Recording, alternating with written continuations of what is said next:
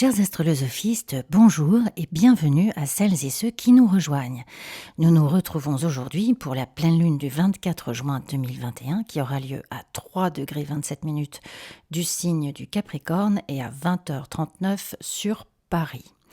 Le soleil est donc sur le même degré en face de la lune dans le signe du Cancer.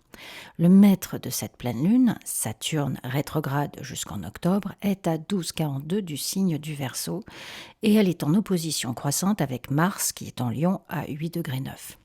Mars et Saturne forment un T carré avec Uranus en apex à 13,33° du signe du Taureau. La pleine lune sera en sextile avec Jupiter dans les Poissons à 2,9 qui lui est en trigone au Soleil. On parlera aussi de l'opposition entre Vénus qui est à 27,4° du Cancer et Pluton rétrograde à 26,5° du Capricorne. Alors l'influence d'une pleine lune dure 2 semaines et met en évidence les affaires domestiques, la famille et les relations intimes. Les forces opposées ici sont la sphère du travail et la sphère de la maison. Ce dont j'ai besoin contre ce que je veux crée une tension interne, mais aussi des pressions extérieures qui peuvent conduire à des conflits qui nous demandent beaucoup d'énergie. Les qualités émotives et instinctuelles sont à leur acmé en période de pleine lune. Aussi, utilisons notre force émotionnelle et notre intuition exceptionnelle pour surmonter les défis que vont représenter nos relations. On verra clair dans toute dynamique relationnelle qui n'est pas saine de toute façon. Mais avant d'attaquer la pleine lune, voyons ce qui nous y mène et nous y a amené. Alors, déjà, nous avons eu le deuxième carré exact entre Saturne et Uranus à 13,7° entre le Taureau et le Verseau le 15 juin.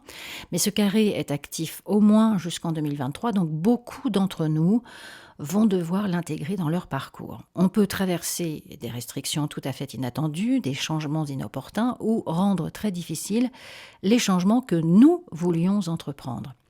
À voir dans quelle maison, dans notre thème, se place ce carré, mais en Taureau et Verseau, on peut penser à des complications financières, alimentaires. En ce moment, avec Jupiter, d'ailleurs, tous les excès sont multipliés. Alors, des complications relationnelles en amour, en amitié et évidemment professionnelle. Cela peut être une nouvelle collègue qui a une toute autre méthode de travail que nous, un ou une supérieure dont le point de vue diffère complètement d'une autre, etc. Quoi qu'il en soit, ce carré fera la lumière sur les domaines de notre vie qui ne nous sont plus profitables.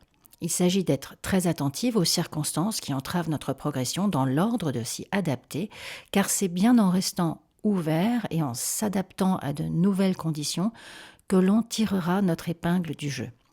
En étant patiente et flexible, on peut tout à fait transformer un défi en opportunité de se débarrasser de tout ce qui nous limitait dans la vie, y compris des habitudes néfastes. Il faut voir ici l'exercice qui portera ses fruits sur le long terme. Reconnaître son ambition personnelle et la respecter. On prend du recul, on fait les choses méthodiquement, avec pragmatisme, un pas après l'autre. Et par pitié, pas de jugement ni sur vous-même, ni sur les autres. On peut stresser parce que notre deadline arrive en accéléré, manquer de créativité, d'inspiration pour notre projet, tout simplement parce qu'on a besoin de s'adapter à une autre méthode, d'avoir une autre approche, d'essayer une nouvelle technique. Je vous le répète, un carré ou une opposition est toujours porteuse d'une évolution personnelle très importante. C'est la tension qu'il provoque qui nous pousse à changer et en travaillant sur la cause du symptôme, la cause de la tension, on pourra les appréhender avec beaucoup plus de confort. Saturne rétro est en trigone au nœud nord et à Mercure qui repasse direct la veille de la pleine lune à 16,15° du signe des Gémeaux. En quelque sorte, ce Mercure a ramené des informations à Saturne qui peut prendre à présent les décisions appropriées pour progresser. Ce trigone nous parle d'une capacité de travail et de sérieux exceptionnel, d'une maturité intellectuelle. On a un sens équilibré des relations et on peut jouer un rôle important pour soutenir les autres. D'une façon plus globale, ce carré évoque des restrictions sur nos droits et nos libertés et ce pourrait donc difficilement être plus d'actualité avec, entre autres, le passeport sanitaire, le ras-le-bol bien compréhensible de la jeunesse et l'inconfort inadmissible de nos seniors. Il y a quelque chose qui n'est pas transmis entre le passé et le futur, qui se font face avec beaucoup d'animosité. Or, pour qu'il y ait un futur plus humain, où tout le monde a sa place, c'est précisément en analysant les erreurs du passé, ou sa richesse d'ailleurs, pour en faire autre chose. Un futur qui nie le passé recommence exactement les mêmes schémas, il n'y a que le décor qui change. Gardez en tête que ce carré se formera à nouveau le 24 décembre aussi. N'attendez pas pour faire les ajustements nécessaires à vous mettre au travail. Cette pleine lune nous demande de faire un plan, un vision board, une liste de ce que vous voulez accomplir d'ici à décembre. Alors, ne vous accablez pas de travaux herculéens, même Hercule, avec sa force, ne s'encombrait pas de 2 travaux à la fois, un pas après l'autre. Alors le 21 juin, le Soleil entre en Cancer et c'est le jour du solstice d'été et la Lune, maîtresse de ce solstice comme tous les solstices d'été, la Lune sera en Scorpion et subséquemment en T carré avec Saturne et Uranus. Beaucoup d'émotions donc autour de restrictions, d'empêchements de toutes sortes, mais liées à ce solstice est le passage en mode rétrograde de Jupiter et son trigone croissant avec le Soleil. C'est un aspect d'optimisme, de générosité, de relations chaleureuses et bénéfiques, des opportunités sous la forme de croissance et expansion personnelle, spirituelle et matérielle. On peut tout à coup bénéficier du soutien ou de la reconnaissance d'une institution ou de personnalité de pouvoir, que ce soit dans le domaine culturel, spirituel ou éducationnel. Un respect et une compréhension mutuelle peuvent conduire à un partenariat très bénéfique. On reçoit les fruits d'efforts passés. On est très intuitive, très perspicace et l'on voit les meilleures vagues sur lesquelles surfer pour développer ou moderniser son projet. C'est le moment de s'inscrire à une formation ou dans une école qui va augmenter nos chances de réussite. Évidemment, Jupiter parle de voyage longue distance, mais du coup, je prendrai en compte le carré Lune-Scorpion avec Uranus et Saturne en signe fixe pour ne pas trop espérer de l'étranger, de l'international, question déplacement. Surtout que Mercure est en carré à Neptune au moins jusqu'au 14 juillet. C'est évidemment un magnifique aspect pour les artistes, pour les créatifs, et comme ça tombe le jour de la fête de la musique, je vous conseille à toutes et à tous de sortir, en profiter et d'aller à la rencontre de nouveaux amis, car on voudra partager à cette période. On portera son cœur bien devant soi, dans notre sourire et dans nos yeux. Jupiter rétrograde est un cycle régulier de 4 mois et qui se répète tous les 13e mois. Cette rétrogradation a pour effet de corriger ce qui nécessite de l'être pour notre développement personnel et ou l'expansion de notre projet. Si nous avons des habitudes toxiques, des addictions qui nous nuisent, c'est une période où l'on peut se l'admettre et prendre des résolutions pour en changer ou se soigner. Lorsque Jupiter reprend sa route directe, c'est-à-dire vers le 18 octobre, on devrait avoir surmonté ces problèmes et voir une amélioration très significative de notre vie. D'autant qu'en plus, à ce moment-là, Jupiter sera en trigone à Mars. Aussi, notre niveau combatif, compétitif, nos qualités de leader, notre présence d'esprit conduira nos actions au succès. Le début de l'année calendaire commence par le soleil en Capricorne et la fin de l'année calendaire termine par un soleil en Capricorne.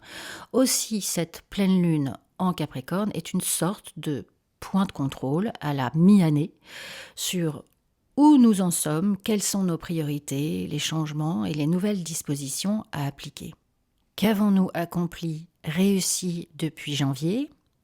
Qu'est-ce qui a perdu de son importance et dont nous avons besoin de nous débarrasser. Il s'agit sans doute de quelque chose qui n'a pas été à la hauteur de nos attentes. La lune en Capricorne, elle veut être productive et responsable. Ce n'est pas sa position la plus confortable où elle se montre plus sensible à ce qui ne fonctionne pas, à ce qui manque, donc on peut cultiver une certaine amertume ou nourrir un sentiment de solitude, de mélancolie. Mais en restant conscient de cet écueil, on peut tout à fait l'éviter. On peut tout à fait dédier cette énergie à une vraie discipline qui nous aide à progresser et mettre toute notre attention dans le domaine qui nous rend plus fortes, qui nous est essentiel.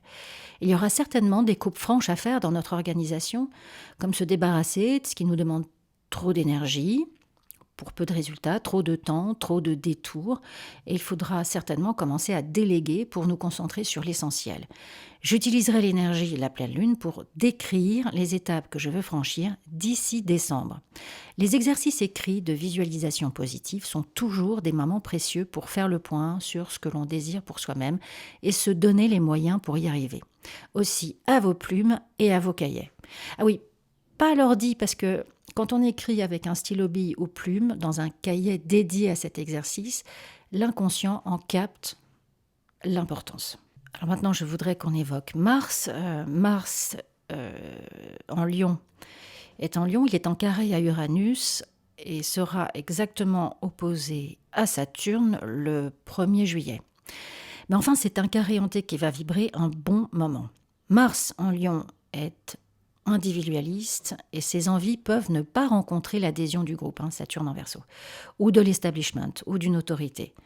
On est prêt à partir, à commencer son projet, mais il est freiné et il nous faut respecter ce retard. On a préparé notre projet tant que Mars était en Cancer. Avec Mars en Lion, on le présente, on le produit à la lumière. Ce carré hanté parle d'un challenge, d'un test, peut-être d'une compétition. En tout cas, notre intégrité, notre expertise est défiée, ou alors elle est critiquée. Mars en Lion peut se montrer très confiant, peut-être même un peu arrogant, et Saturne en Verseau, sous la forme d'un parent ou d'une instance dont il nous faut l'accord, ne se montre pas très emballé par ce qu'on propose, et alors là, évidemment, on se sent jugé et puis sur la défensive. Pour cette raison, cette énergie peut s'incarner sous forme de dispute, d'hypersusceptibilité. Et si Mars vient ajouter sa formidable agressivité au carré déjà tendu entre Saturne et Uranus. S'il y a de la réflexion chez Saturne et Uranus, il n'y en a pas chez Mars. Mars agit, avance, gagne du terrain, quoi qu'il en coûte. Je fais une petite parenthèse sur cette énergie que nous avons toutes et tous quelque part dans notre thème. Là où nous avons Mars, et de la façon bien sûr dont il est aspecté, c'est là où nous ne cesserons jamais de nous battre. C'est là où se trouve notre soif de vivre, nos envies, notre courage, bon aussi notre orgueil, notre colère, notre impatience, mais enfin c'est un endroit extrêmement précieux et puissant dans notre thème. Et pour celles et ceux qui ont un Mars important, il faut comprendre, enfin surtout concevoir que la stature d'un Achille, d'un Agamemnon, bref d'un combattant de 2,50 m de haut et presque autant de large, fait partie de notre incarnation. Vous êtes très certainement capable de surmonter n'importe quel défi et même blessé ou à terre, vous avancez quand même. Mais c'est une disposition assez anachronique dans nos sociétés soi-disant civilisées, où cette force est en général jugée très sévèrement. L'idée, c'est de la maîtriser comme on maîtrise un art ou une technique, pour qu'elle ne devienne pas un outil d'autodestruction, mais bien une force utile, régénérante, avec laquelle on se protège. Donc, Mars qui sort du Cancer, où il n'est jamais très confortable de toute façon, se couvre ici de la crinière, de la vision régalienne du lion et de la puissance calme mais redoutable de la lionne. Il avance devant Saturne, Saturne qui dans la mythologie est son grand-père, et sur le côté d'Uranus qui est son arrière-grand-père, prêt à en découdre avec eux quoi qu'ils disent ou quoi qu'ils fassent. Mars exige d'Uranus plus de réactivité, de proactivité, de vivacité. Uranus est l'arrière-grand-père de Mars, soit, mais il ne manque absolument pas de ces énergies-là, bien au contraire. Mars en Lion exige que tout soit amélioré sur le champ. Il ne saurait souffrir d'un jour de confinement ou d'une quelconque restriction supplémentaire. Il s'agit donc d'un aspect de grande excitabilité où notre intrépidité peut nous jouer de mauvais tours. Tous les signes fixes, Taureau, Lion, Scorpion et Verseau du premier décan et du deuxième décan, sont susceptibles d'être happés par cette énergie. Aussi, faites très attention. Si vous devez, par exemple, conduire, utiliser une machine avec un moteur ou électrique, les risques d'accident par véhicule, incendie et explosion sont d'actualité à cette période. Donc, les signes fixes, faites attention, mais nous avons toutes et tous ces signes dans notre thème. Aussi, nous ne serons pas exonérés de cette énergie. Dans quelle maison sont les signes fixes dans notre thème? Ce sont ces domaines qui y seront réactifs. Globalement, collectivement, c'est très très fort et on est prêt à renverser tous les freins, toutes les oppositions, même par la violence. Violence pouvant être le moyen choisi comme seul chemin menant à un pouvoir quelconque. Les élections en France, par exemple, risquent d'amener de vraies surprises. Dans le domaine de la vie sociale, ce carré hanté peut amener de brusques changements dans les associations, les partis politiques. Des alliés, des amis, ça c'est Uranus, changent de camp et deviennent des rivaux ou carrément des ennemis. Le 10 juillet, pour la nouvelle lune, nous retrouverons ce carré hanté, mais agrémenté par Vénus en Lion qui sera conjointe à Mars. C'est-à-dire que l'affect va s'en mêler et cette Vénus en Lion, qui est d'une loyauté incomparable, vient ajouter à la passion, de la fougue et du romantisme à une situation qui manquait déjà de mesure au départ. Vénus en Cancer, qui est en opposition à Pluton pendant la pleine lune du 24 juin, se trouve presque dans l'obligation de cacher ses sentiments. Dissimule ce qui est en train de grandir dans son cœur. Il peut y avoir des tentatives de calomnie, des tentatives pour dissoudre une union, des ruptures aussi. Et donc, cette Vénus, qui est quand même en trigone à Neptune, et donc animée par une grâce certaine, protège son idéal. Elle protège sa vision d'amour avec un grand A. Pour la nouvelle lune du 10 juillet, Vénus en Lion pourra à ce moment-là se montrer totalement impitoyable envers celles et ceux qui se mettront en travers de son chemin. La tension émotionnelle qu'elle ajoute au T carré est une réponse d'excès à toute forme de sollicitation. Son alliance avec Mars nous rend avides de sensations, de passion. C'est une conjonction de soumission totale à tous nos sens. La puissance d'action émotionnelle à cette époque pourra donc provoquer un antagonisme très important entre nos désirs de liberté et le refus inébranlable de Saturne. Bien sûr, ce monde qui change de façon extraordinaire, cette nouvelle génération qui s'en empare comme c'est son droit, ressemble à tous ces volcans qui se réveillent depuis quelques mois et nul doute que leur explosion sera aussi puissante que la pression exercée pour les arrêter. Mais dans le thème de cette pleine lune, pleine de passion, le magnifique et sage Chiron en Bélier, en carré, à la pleine lune, mais en trigone à Mars et au nœud lunaire, si ça c'est pas un signe magnifique alors, Chiron qui est en Bélier depuis 2018, la dernière fois qu'il y était c'était en 68, c'est donc vraiment un rappel à prendre en considération avec l'analyse de cette pleine lune. Chiron en Bélier donc nous demande de nous interroger sur notre place individuelle dans ce changement de paradigme. Chiron en Bélier parle de ma légitimité primordiale.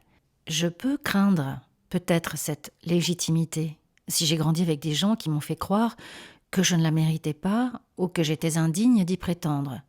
L'idée, c'est de se réconcilier avec l'estime de soi et son droit inaliénable à être vivante. Vivant ici et maintenant. Où est-ce que j'en suis, moi, dans ma propre vie?